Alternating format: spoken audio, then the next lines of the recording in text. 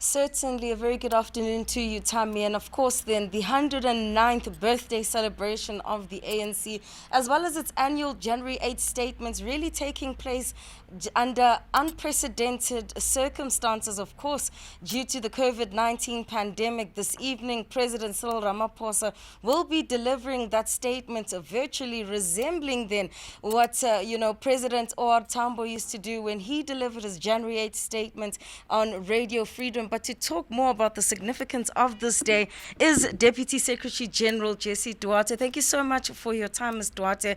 Of course, these are unprecedented times and unusual circumstances. Firstly, how have the arrangements for and the preparations for today come along, given the fact that you usually have international guests, ambassadors, and the like? Has it been easier or more difficult this time? Well, I think in a very weird sense, it's been easier in that what we've had to do is to send invitations out for a digital platform, for people to link into a digital platform. So what will happen is tonight, for example, we will have our international guests together with the National Executive Committee in one Zoom room. So they will all link through their various devices, and they'll be able to hear the president speak in real time. And everybody else, hopefully, will be listening to the president on TV or radio, whichever they're going to have access to. So there won't be an open link to the public, but the ANC members at large will be able to reach the president through TV and radio.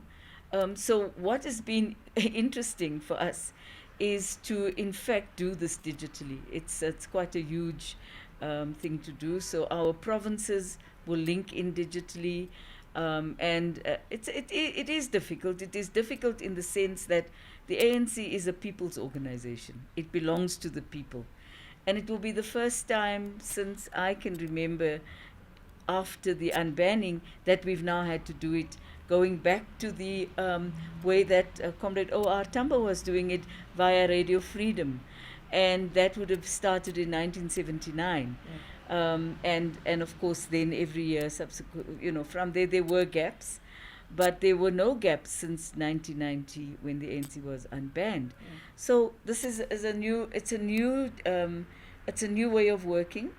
And you've got to carefully choreograph everybody's movements now.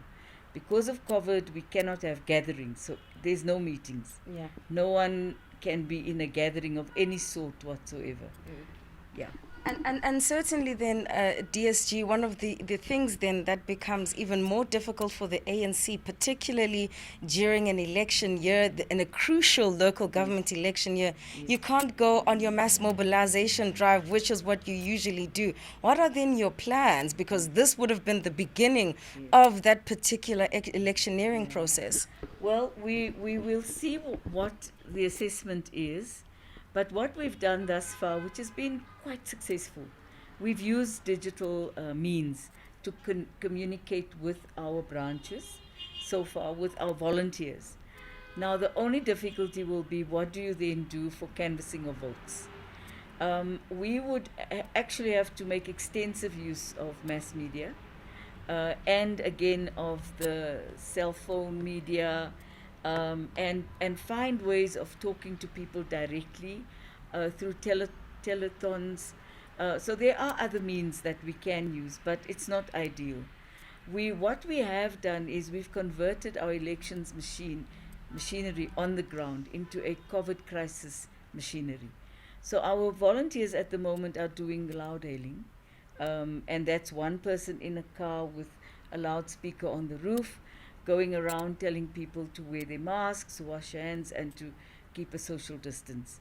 We also have in every street a door knocker, a person who will visit old people, not go in, make sure they understand that somebody is there, find out if they need help.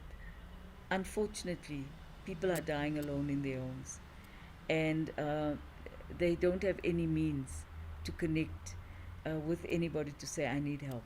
So there has to be that kind of And that's not a meeting, that's a person visiting a person to say, are you fine? It is a difficulty for electioneering in the conventional sense. Yeah. But you know what? It's also teaching us how to do it differently. And speaking of doing things differently, I think you have about 20 conferences, both provincial and from the leagues, that need to be held. Yes. And yes, you've converted your election machinery to COVID crisis, but now I'm struggling also just to wrap my head around how you are going to actually host these conferences, if that is still on the table for 2021. They certainly are. And one of the good things about both the Microsoft meetings, Zoom, they enable you to have different meeting rooms that you then collapse into a general meeting room, and you can separate them first and then you bring them back together. So if we cannot meet, let me put it that way, at all, then we will again use what we've experimented with, is the Zoom or the Microsoft meetings, to have our conferences. It will be smaller numbers, because even then you cannot have, I think the biggest room you can have is 1,000 people. But what our technical team has done is they've given us an option of 250 people in a room, in different rooms, that will enable them to participate and debate and discuss, and then you can still have people in a bigger room. Now remember, we have branches with people up to 1,000. A single branch might have even more than 1,000 people in that branch. Those are the difficulties we're trying to understand how we will overcome at the moment. We would have to split those branches, the delegations into 2 or 3. Our biggest crisis is the selection of not just the selection of delegates, but the democratic means by which we select local government representatives. That is normally done first in a branch meeting, where 4 people are nominated, and then the 4 people are taken to a general community meeting for the community to have a view. That is posing a bit of a challenge for us. Not a challenge we won't overcome, because the technical people are quite brilliant and they've been working on combinations. So we're not going to stop things entirely. We will find proper mechanisms to engage through digital media. Usually, the January 8th statement, you find that you have booked out a stadium, Yes. you've paid for cakes, so you've saved a lot of money. Where will that money that you would have usually spent on January 8th be going, given the fact that the ANC at some stage or the other couldn't even pay salaries? Yeah. Whatever money we save will go into the election machine, for the local government election. That's how it has to be. Elections cost money. So advertising space, and whatever we need to do, billboards, and so on, things that don't need you to physically contact people. We might even go for pamphlets, because you put a pamphlet into a letterbox, or you put it at the gate or something. But let's see what we can do. Every penny we've saved will go towards the elections campaign. Certainly, Tammy. Of course, just before the ad break, we heard from the Deputy Secretary-General, Duarte, saying that every single cent that has been saved from not having this particular January 8th at a stadium, where usually there are caterers, there are cakes, and it's usually quite a big affair, that will go towards the elections. But I actually want to go back then to the Deputy Secretary-General and pose this question to her. You were obviously part of formulating this particularly January 8th statement, and I think for a lot of South Africans, they want to know what's going to be said about corruption, in particular that step-aside principle that really was the dominating topic towards the end of last year when talking about the ANC. The statement is very broad, and January the 8th statements normally are. So we'll touch on unity of the ANC, which is sacrosanct. We will look at discipline, internal discipline within the ANC. The President will talk to that. Remember, this is a statement of the National Executive Committee of the ANC. We will deal with the fact that we have a resolution at our 53rd and 54th conference that deals with the matter of when a person has been charged with corruption.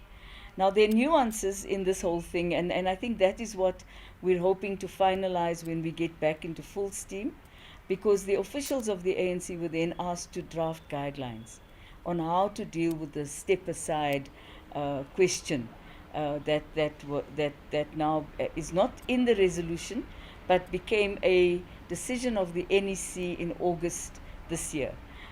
We now need guidelines to help the organization to steer itself forward. So the statement doesn't dwell in many parts on that. It dwells with discipline. And the fact that without clear discipline, everybody who joins the ANC joins it voluntarily.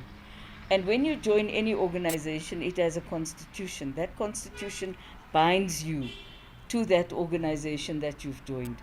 So you join voluntarily, and therefore the discipline of the organization is the discipline that is expected of you to follow, either by virtue of its constitution or its resolutions. The other matters that we deal with extensively in the January the 8th statement is the recovery of the economy. Already we know that it will be infrastructure-led. But having said that, there are many issues around that. For instance, raw materials, the concept of saving lives and jobs is an important concept that is in the statement. The statement also looks at ourselves as part of a global community. So we're not just South Africa, an island on our own. We're part of the African continent. I'm sorry to disturb, but I do want to jump in there. Another topical issue that South Africans are really concerned about now is the issue of vaccines, and what seems to be your ANC deployees almost dragging their feet in dealing with that and putting together a solid plan. This is something that people want to hear about. Yes, certainly. We can't give you the technical details of the vaccine. What we're doing is we're saying that we've accepted that the government has said they will be rolling out in the first quarter of this year. The first quarter of this year is between now. It's February. It's February, that's what we've heard, into April and so on. But we also have understood that there'll be a multi-sourcing of vaccines, because not one company can give us the vaccines that we need. Up to 67% of the population will have been catered for in the planning so that you achieve herd immunity. But ultimately, everybody will be vaccinated if they wish to be vaccinated. That's the other thing, is that you can't force a vaccine on people. You make it available, and people make the choice about their health. Hopefully in our country everybody will accept the vaccine. There are many theories and so on that are coming out, but the vaccine, it would seem, that will be the most readily available are these ones that are able to be stored in a fridge, not the Pfizer one. So we've gone through that process. There is a plan. The Minister of Health has over and over again gone into television and showed the rollout plan, but I think maybe it needs a simplified version of the rollout plan to say by this date, by that date, by that date. Currently the difficulty is that we don't have the vaccines in the country yet. So when you say you're going to roll out, the vaccine must be in a store somewhere, ready. And they're in the process now of procurement. So I think these steps have been, it is quite progressively going forward. The money's been paid to some companies already, and so forth and so on. So what the statement talks to is the fact that the vaccine is one of the possibilities to reduce the number of infections. However, it also talks to the fact that no matter if you have been vaccinated, you would still have to apply the measures such as wearing a mask and social distancing. It's a new way of life, because all these vaccines, as we've seen when the minister spoke, some are 90% effective, and they require a fridge that we don't have, and maybe won't have. The others are all between 75 and 5% effective, and they can be stored in a refrigerator that is available in our country. So still you have to be careful and change your lifestyle and change the way we operate. Yeah, but the statement also looks at the impact that COVID has had on education, on the health of the people, on the fact that people are scared, the fear factor, and naturally so. And nobody's expecting people not to fear this thing, because people are dying. It's not playing with anyone. It looks at the impact on the economy as well. Well, that's, of course, all we have time for. Thank you so much, then, to the Deputy Secretary-General of the ANC, Jesse Duarte, just giving us a hint of what we can expect, then, from President Cyril Ramaphosa when he addresses the nation, really, at 7 o'clock this evening. Of course, then, Duarte speaking about the fact that South Africans are scared, issues around the vaccine, that the president will be speaking about that. He will also touch on corruption, Tammy, and the conduct of ANC members and internal discipline within the ANC. So those are just some of the things we can anticipate from Ramaphosa this evening.